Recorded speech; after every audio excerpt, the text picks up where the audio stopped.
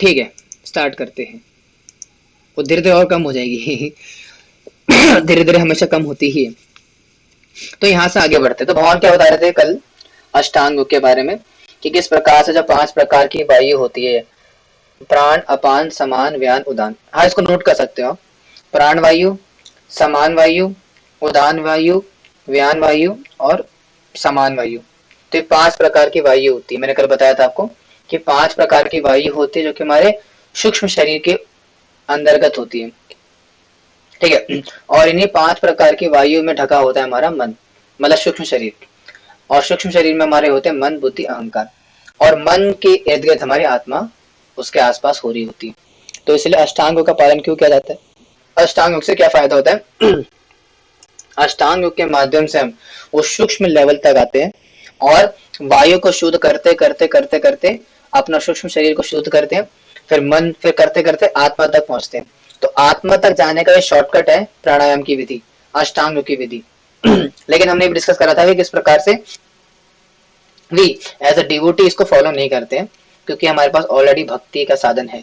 तो हम इसीलिए अष्टांगों का पालन नहीं करते हैं अपने मन को शुद्ध करने के लिए और आत्म साक्षात्कार के लिए। ठीक है आगे बढ़ते हैं 30th वर्ष से। देखते हैं भगवान क्या कह रहे हैं आगे।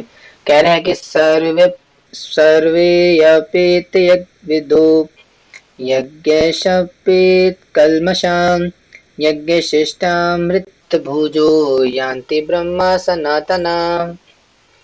All these performers who know the meaning of sacrifice become cleansed of sinful reactions, and having tasted the nectar of the results of sacrifices, they advance towards the supreme eternal atmosphere. कह रहे कि ये सभी यज्ञ करने वाले यज्ञों का अर्थ जानने के कारण पाप कर्मों से मुक्त हो जाते हैं और यज्ञों के फलों के रूपी अमृत को चखकर परम दिव्य आकाश की ओर बढ़ते हैं। यानी कि इतने जो प्रोसेस बताए भी, कौन कौन से? एक तो ज्ञान मार्ग का, यानी कि एक व्यक्ति जिसने कि ज्ञान अग्नि दत्त कर्माणम, यानी कि अपने सारे कर्मों को जला दिया ज्ञान की अग्नि में, यानी ज्ञान मार्ग का पालन करके, ज्ञान का अनुशीलन करके सारे अपने भौतिक आसक्तियों को त्याग दिया, इस प्रकार से भगवत प्राप्ति करी, वो भी अमृत का पान करते हैं। साथ ही साथ वो कौन? दूसरा जो कि कर्म का पालन करता है, कर्म योग करता है और कर्म की फलों की आसक्ति को त्याग देता है, यानी कि निष्काम कर्म योग। निष्काम कर्म योग का प्रोसेस फॉलो करता है और निष्काम कर्मों के माध्यम से क्या करता है? भगवान तक पहुंचता है। और तीसरा कौन सा आ गया यहाँ पे? प्राणायाम, यानी कि योग साधन करता है और अष्टांगों का पालन करके भगवान तक पहुंचते हैं। लेकिन इससे तीनों ही तीनों है, ये क्या है? उस परम आनंद को प्राप्त करते हैं, भगवान को प्राप्त करते हैं और उस टेस्ट को प्राप्त करते हैं, चाहे कोई भी प्रोसेस वाला अगर ढंग से कर रहा है तो। ठीक है और ये छोटा सा वर्ष आ रहा है यहाँ पे 31, यानी कि नायम लोकस्तज्ञस्य कुतो यन्न कुतस्तमा। O best of the Kuru dynasty, without sacrifice one can never live happily on this planet or in this life. What then of the next? कह रहे हैं कि हे कुरुश्रेष्ठ, जब यज्ञ के बिना मनुष्य इस लोक में या इस जीवन में ही सर्व सुख पूर्वक नहीं रह सकता, तो फिर अगले जन्म में कैसे रह सकेगा? तो भगवान बोल रहे हैं कि कोई व्यक्ति जब इस लोक में ही मनुष्य रूप में खुश नहीं है, सुरक्षित नहीं है बिना सैक्रिफाइस किए, तो भला वो किसी और लोक में कैसे रहेगा? तो बेसिकली भगवान समझाने का प्रयास कर रहे हैं कि अगर कोई व्यक्ति को इस जगत के अंदर सुख में रहना है तो सैक्रिफाइस करना पड़ेगा, यज्ञ करना पड़ेगा, त्याग करना पड़ता है। बिना यज्ञ करे संसार में सुख प्राप्ति कर पाना संभव नहीं है। ठीक है, आगे बढ़ते हैं। आगे है टेक्स्ट नंबर 32। भगवान कह रहे हैं एवं बहुविधा यज्ञा वित्तता ब्रह्मणो मुखे कर्म जानी वित्ति तांसा वार्निव्यं ज्ञातमिति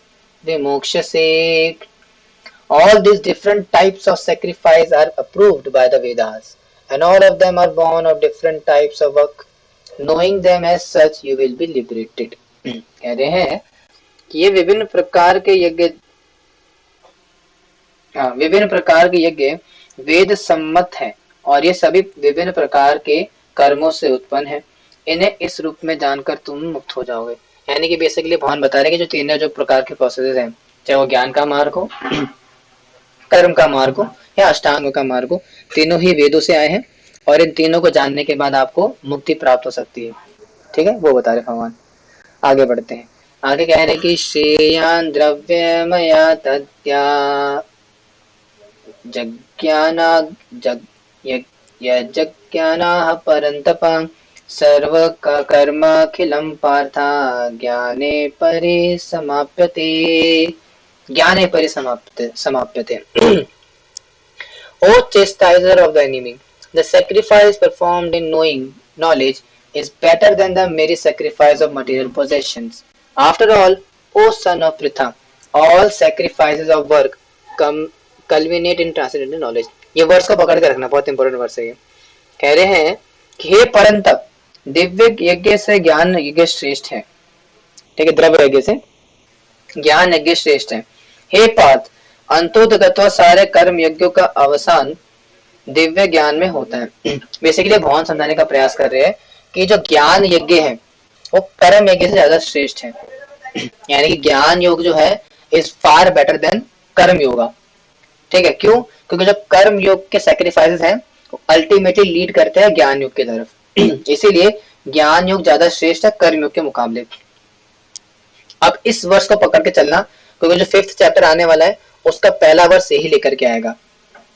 इसी के रिगार्डिंग अर्जुन क्वेश्चन पूछेंगे। ठीक है, तो इस वर्ष को याद करना ध्यान से। क्या क्वेश्चन है यहाँ पे? भगवान ने क्या डिक्लेयर करा है कि जो ज्ञान यज्ञ है, यानी कि जो ज्ञान योग है वो ज्यादा श्रेष्ठ है कर्म योग से। भगवान ने साफ साफ बोला यहाँ पे। और इसी को लेकर के चैप्टर नंबर 5 का पहले वर्ष के अंदर एक क्वेश्चन आएगा अर्जुन की तरफ से, और इसको रिलेट करेंगे वहां पे। तो इसलिए इस वर्ष को याद रखिएगा, इसका मतलब याद रखना। आगे बढ़ते हैं। अब सवाल आता है किस प्रकार से हमें इस प्रोसेस के लिए अप्रोच करना चाहिए गुरु को। कह रहे हैं कि तद्वित्ते प्रणिपातेन परिप्रश्नेन सेवया उपदेशन्ति ते ज्ञानं ज्ञानिनस्तत्त्वदर्शिनः। Just try to learn the truth by approaching a spiritual master. Inquire from him submissively and render service unto him. The self-realized souls can impart knowledge unto you because they have seen the truth. कह रहे हैं तब गुरु के पास जाकर सत्य को जानने का प्रयास करो, उनसे विनीत होकर जिज्ञासा करो और उनकी सेवा करो। स्वरूप प्रसिद्ध व्यक्ति तुम्हें ज्ञान प्रदान कर सकते हैं क्योंकि उन्होंने सत्य का दर्शन किया है। जैसे एक बार वो प्रभु जी पूछ रहे थे ना, सत्यपाल प्रभु जी, कि बिना गुरु के ज्ञान होगा नहीं होगा, तो भगवान यहाँ पे बता रहे हैं कि ऐसा नहीं होगा। आपको किसी गुरु के पास जाकर के उनकी शरण लेनी पड़ेगी, उनके शरणागत होकर के उनकी सेवा करके उनसे ज्ञान को प्राप्त करना पड़ेगा, तभी जा करके आप इसको फॉलो कर पाओगे।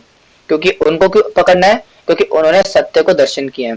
यानी कि जिसने उस बात को फॉलो करा है, जिसने उस बात का पता करा है, उसके पास जाकर के तो अप्रोच करोगे ना।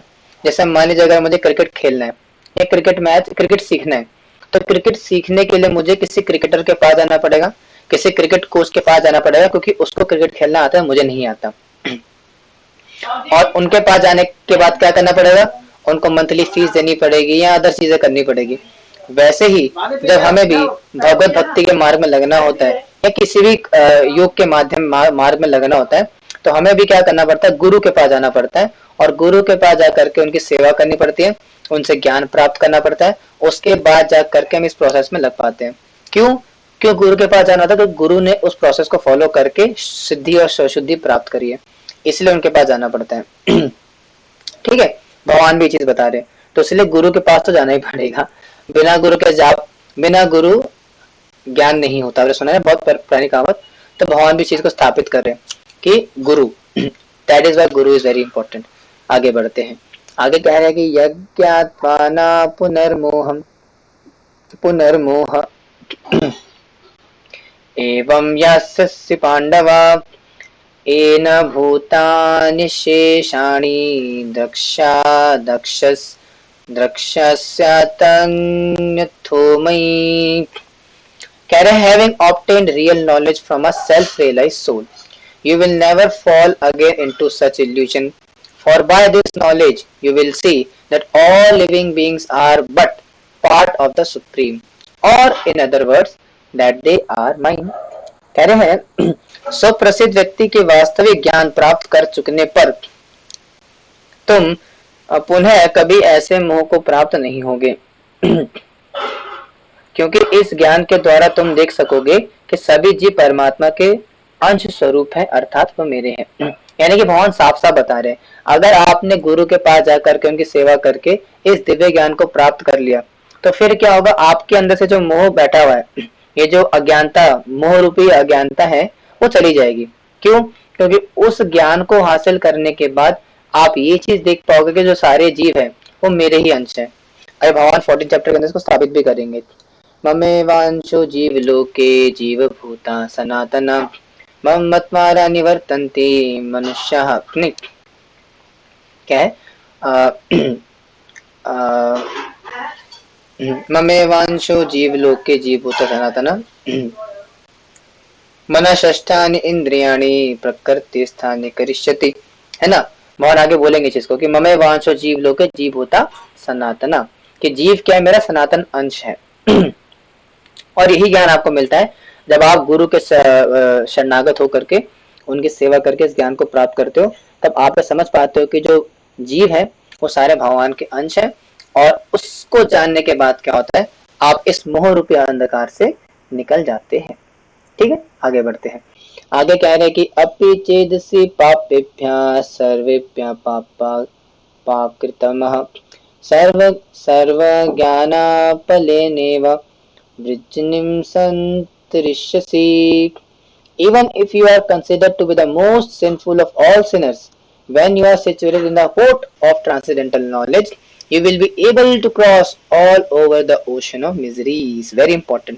कह रहे कि यदि तुम्हें समस्त पापियों में भी सर्वाधिक पापी समझा जाए तो भी तुम दिव्य ज्ञान रूपी नाव में स्थित होकर दुख के सागर को पार करने में समर्थ हो। यानी कि भगवान बता रहे कि मान लो अगर कोई व्यक्ति बहुत घनघोर पापी है, मतलब कहते हैं ना कि कौन था वो औरंगजेब का भी पिताजी है पाप करने में, ऐसा भी कोई व्यक्ति है, तो ऐसा व्यक्ति क्या है, इस ज्ञान की अग्नि में, सॉरी इस ज्ञान की नाव में, बोट है बोट, इस ज्ञान की बोट में बैठ करके नैया पार हो सकती है उसकी भी। इस संसार में जो मिजरीज है, यानी जो कष्टों का सागर है, उस कष्टों के सागर को पार कर सकता है एक पापी से पापी व्यक्ति भी। किसमें बैठ करके? ज्ञान रूपी नाव में बैठ करके। इसलिए भगवान यहाँ पे ज्ञान योग को बहुत बड़ा चढ़ा के बोल रहे हैं कि किस प्रकार से ज्ञान योग की क्या महिमा है। लेकिन आगे इंटरेस्टिंग आने वाले कुछ चीजें डिस्कस करेंगे वो। इसलिए इसको पकड़ कर रखो, एक एक शब्द पे ध्यान देना। थोड़ा समरी स्टडी है, थोड़ा फ्लो में है, लेकिन इसको फ्लो को ध्यान से और एकदम फोकस के साथ समझोगे ना, तभी आगे इंटरेस्टिंग लगेगा। अदरवाइज चैप्टर नंबर 4 के बाद थोड़ा बोरिंग हो जाता है जनरली। डिवोटीज के लिए चैप्टर 3, 4 के बाद जनरली बोरिंग हो जाता है। सेकंड तक रहता है, थर्ड तक बोरिंग हो जाता है। क्यों बोरिंग हो जाता है? क्योंकि फ्लो नहीं समझते वो। उन्हें लगता है कि बस राम कथा चल रही है कोई अच्छी सी और कृष्ण कथा चल रही है, बस बैठे रहेंगे जी और सुनेंगे। फिर भगवान श्री रामचंद्र ने अपना बाण चलाया और रावण का वध किया ना। कौन सा था कि है ना कि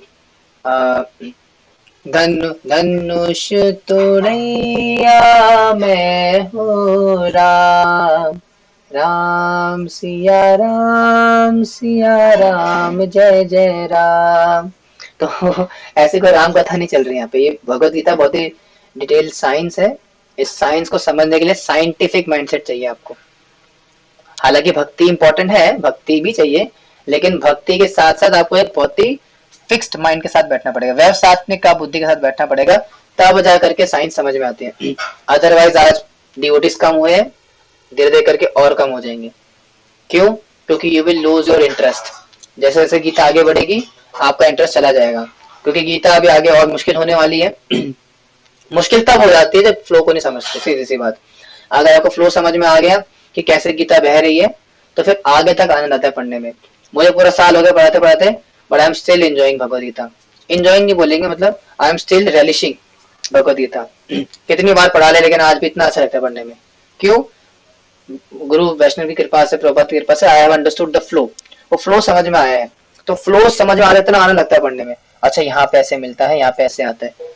तो अगर आपको भी चाहिए तो आप इस फ्लो को समझिए कि फ्लो क्या चल रहा है। ठीक है, अगर फ्लो समझ में आ जाएगा तो बड़ा आनंद आता है गीता पढ़ने में। अगर फ्लो समझ में नहीं आएगा तो बिल्कुल बोरिंग हो जाता है, कहते हैं क्या एक ही बात तो आ रही रिपीट करके, वही कर्म योग, भक्ति योग, ये पता नहीं क्या धूम धड़ाका चल रहा है यहाँ पे। ठीक है, तो वो ना हो इसके लिए फ्लो पकड़ो। तभी फ्लो क्या चल रहा है, ठीक है, कर्म योग का। तो भगवान ने यहाँ पे 3 बताया पहले, ज्ञान, कर्म और अष्टांग, 3 बता दिया। अब उनमें से कह रहे हैं कि ज्ञान योग श्रेष्ठ है, और ज्ञान योग की महिमा बता रहे हैं कि किस प्रकार से ज्ञान का पालन करके पापी से पापी व्यक्ति भी शुद्ध हो सकता है, पार हो सकता है, एटसेट्रा एटसेट्रा। ठीक है, लेकिन ज्ञान यहाँ तक चलेगा, 5th चैप्टर के बाद थोड़ी कहानी बदलेगी, वो कब डिस्कस करेंगे हम, चैप्टर नंबर 5 के अंदर दोबारा। लेकिन अभी तक क्या चल रहा है फ्लो, अभी ज्ञान का फ्लो चल रहा है। भगवान यहाँ पे ज्ञान योग को व्यवस्थित करना चाह रहे हैं, है ना।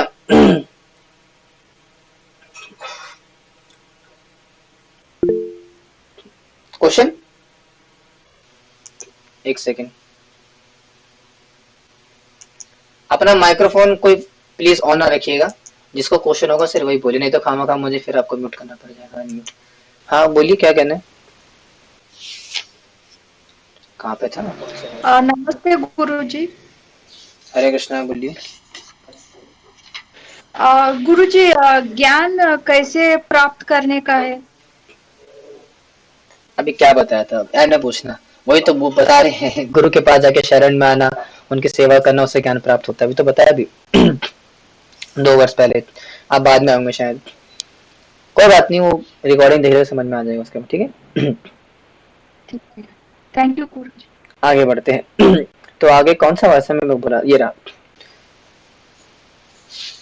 अपिचेत, हाँ ये रहा। आगे बढ़ते हैं, क्या कह रहे हैं इसमें कि टेक्स्ट 37, यत्ते यत्थे धांसे समेधतो दतो अग्नि भस्मात् कुरुते अर्जुना ज्ञानग्नि सर्वकर्माणि भस्मात् कुरुते तथा। बहुत इंपॉर्टेंट वर्ड है, भस्मात् कुरुते ते तथा।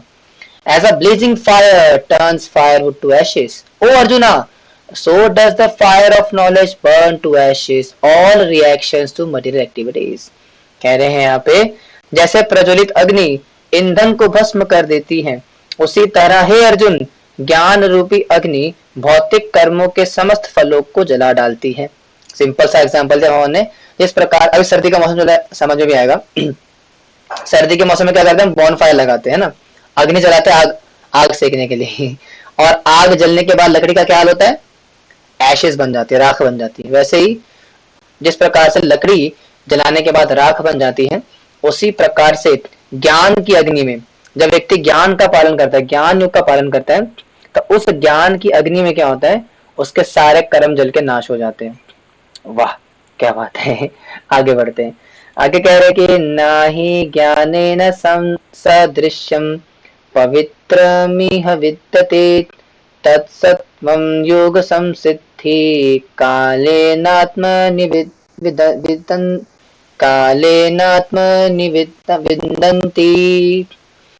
In this world there is nothing so sublime and pure as transcendental knowledge. Such knowledge is the mature fruit of all mysticism, and one who has become accomplished in the practice of devotional service enjoys this knowledge within himself in due course of time. और महिमा बता रहे हैं, कह रहे कि इस संसार में दिव्य ज्ञान के समान कुछ भी उद्दाक तथा शुद्ध नहीं है। क्या बात है, ऐसा ज्ञान समस्त योग का परिपक्व फल है। जो व्यक्ति भक्ति में सिद्ध हो जाता है वह यथा समय अपने अंतर में इस ज्ञान का स्वादन करता है। यानी कि भगवान साफ साफ बता रहे भैया ज्ञान योग की कितनी बड़ी महिमा है। यानी कि सारे योगों को पालन करके अल्टीमेटली ज्ञान योग तक ही आता है व्यक्ति, और ज्ञान योग का पालन करके जब वो सिद्ध हो जाता है तो आत्म आनंद यानी कि अपने आप में ही आनंद लेता है उसका, और उस ब्लिस को फील करता है ज्ञान योग की। ठीक है, तो भगवान उसको एक्सप्लेन कर रहे हैं किस प्रकार से ज्ञान योग की क्या श्रेष्ठता है। आगे बढ़ते हैं। आगे भगवान कह रहे कि श्रद्धा लभते ज्ञानम तत्परा सतेन्द्रिया ज्ञानम लब्ध्वा पराम शांतिम अधिचीर्णाधिगच्छति। A faithful man who is dedicated to transcendental knowledge and who subdues his senses is eligible to achieve such knowledge, and having achieved it he quickly attains the supreme spiritual peace। कह रहे कि जो श्रद्धालु दिव्य ज्ञान में समर्पित है और जिसने इंद्रियों को वश में कर लिया है, वह इस ज्ञान को प्राप्त करने का अधिकारी है और इसे प्राप्त करने ही तुरंत आध्यात्मिक शांति को प्राप्त होता है। यानी क्वालिफिकेशन बता रहे भगवान कि कौन इस दिव्य ज्ञान को प्राप्त कर सकता है, जिसने कि अपने इंद्रियों को वश में कर लिया हो। यानी कि जब तक आप अपनी इंद्रियों को वश में नहीं करते, आपके सेंसेस आपके कंट्रोल में नहीं आती, तब तक आप इस दिव्य ज्ञान को प्राप्त नहीं कर सकते। यानी ज्ञान योग का पालन करना, ज्ञान मार्ग का पालन करना हर किसी के बस की बात नहीं है। जब तक आपकी इंद्रियां आपके नियंत्रण में नहीं रहेंगी, आप ज्ञान मार्ग का पालन नहीं कर सकते हो, सीधी सी बात। आगे बढ़ते हैं। आगे कह रहे कि यज्ञश्चाशनानश्च संशयात्मा विनश्यति नायं लोकस्ति न परो न सुखम संशयात्मना। But ignorant and faithless persons who doubt the revealed scriptures do not attain God consciousness. They fall down. For the doubting soul there is happiness neither in this world nor in the next. अब simple सी बात भगवान कह रहे हैं यहाँ पे कि किंतु जो अज्ञानी तथा श्रद्धा विहीन व्यक्ति शास्त्रों में संदेह करते हैं, वे भगवत भावनामृत नहीं प्राप्त करते, अपितु नीचे गिर जाते हैं। संशय आत्मा के लिए ना तो इस लोक में ना ही परलोक में कोई सुख है। यानी कि बेसिकली जो शास्त्रों को नहीं मानते, शास्त्रों का पालन नहीं करते, शास्त्र में भरोसा नहीं रखते, शास्त्र में विश्वास नहीं करते, नास्तिक होते हैं, वो लोग क्या होते हैं, गिर जाते हैं। अब गिर जाते हैं मतलब प्रभु जी क्या बाइक से गिर जाते हैं, मोटरसाइकिल से गिर जाते हैं, कार से गिर जाते हैं, घर की छत से गिर जाते हैं, या कुर्सी से गिर जाते हैं? नहीं, गिर जाते हैं मतलब जो अपने मार्ग में लगे होते हैं।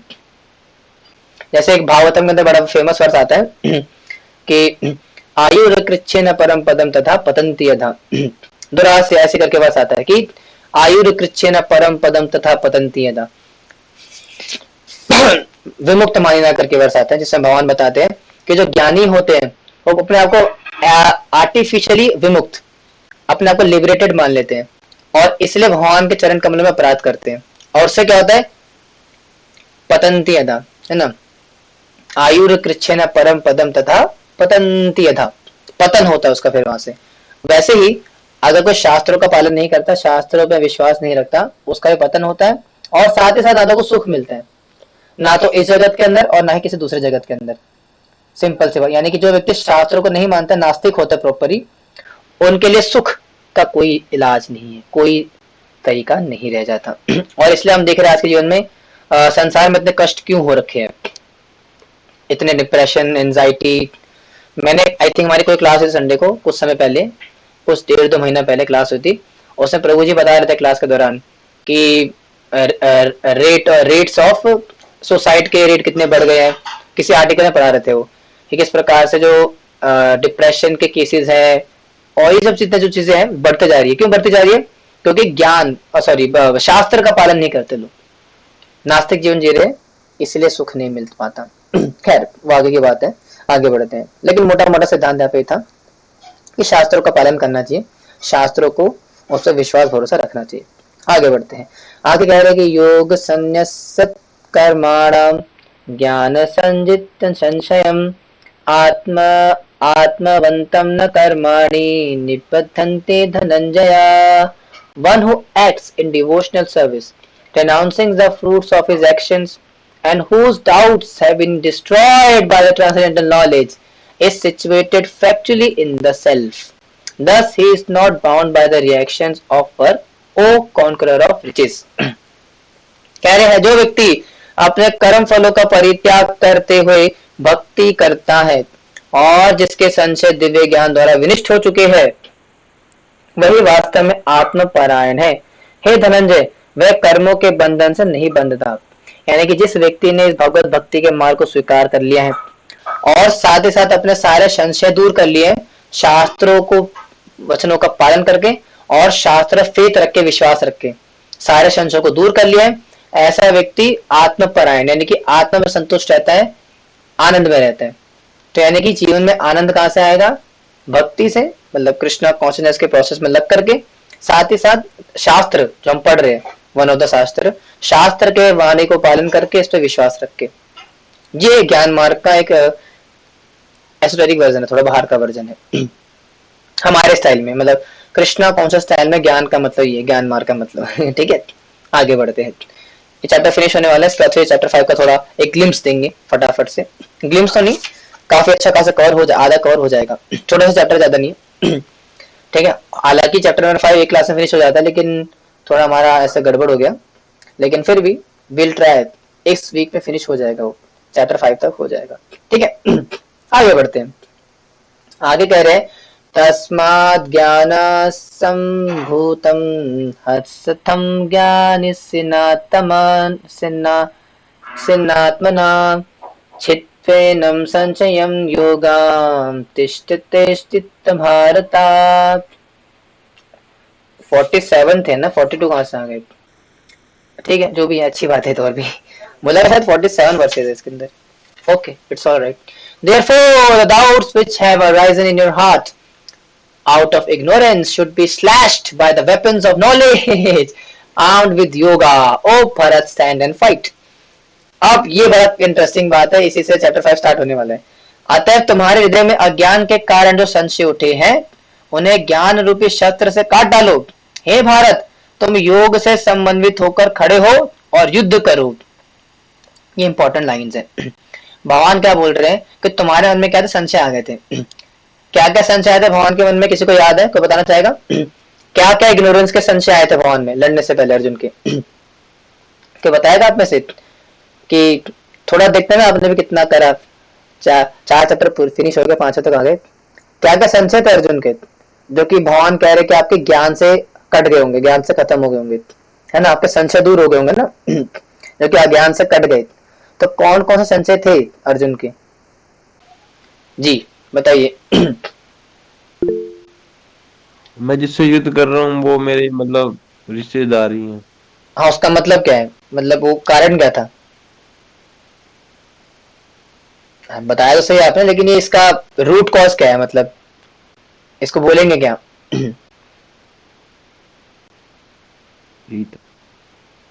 क्या कोई बात नहीं, प्रीति माता जी आप बताइए क्या क्या संशय थे, एक दो बता दो कोई सी बढ़िया बढ़िया। मतलब उनको सबसे पहले तो दया आ रहा था, कंपैशन, पहला कारण क्या था? कंपैशन था। दूसरा? फिर उनको पाप का भय, राज्य सुख ठीक है तो दो हो गए, ठीक है दो हो गए, आपके दो हो गए, ठीक है। तो पहला वो हो गया, ठीक है, बाकी को भी चांस मिलना चाहिए ना, बाकी को चांस मिलना चाहिए। तो दो कौन से हो गए? कंपैशन पहला, यानी कि मित्र और सगे संबंध के प्रति दया कि मेरे इनका क्या होगा, उनका क्या, एक सेकंड उनका क्या होगा, है ना। और दूसरा कारण था पाप का भय, मार देंगे तो पाप लगेगा। ये दो उनके संशय थे जो कि अज्ञानता के कारण उत्पन्न हुए थे। और कोई है बाकी जो बाकी बताना चाहेगा? एनीवन?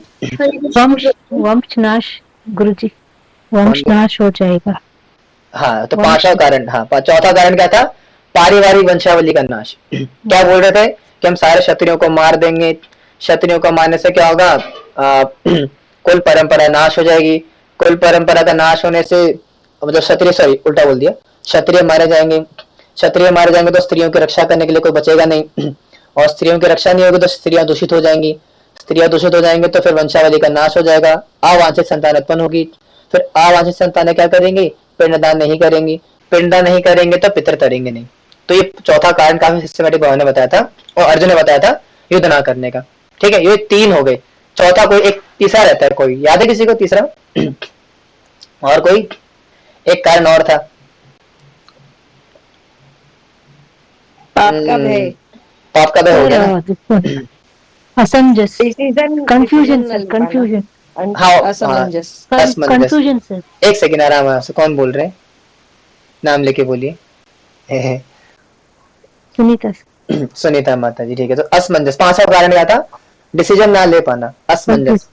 सेकंड चैप्टर में आया था ना, अर्जुन ने क्या बोला था कि मुझे समझ में नहीं आ रहा प्रभु अब क्या करना है, आप बताइए मुझे, है ना। तो हमारे क्या श्रेष्ठ है, उनके द्वारा मारे जाना या उनको मार देना, क्या श्रेष्ठ समझ में नहीं आ रहा। तो पांचवा कारण यह था। एक कारण नहीं बचा है, याद है किसी को?